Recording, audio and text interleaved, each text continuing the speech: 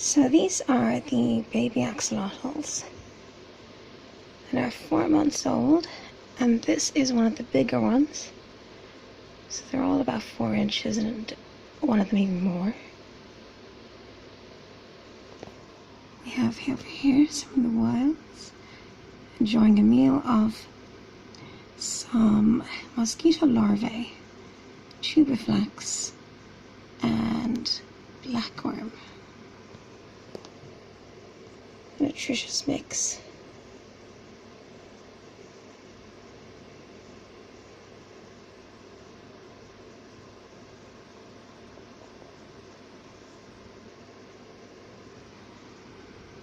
They're now getting to recognize my voice, and that when they see the sight of me, it usually means food.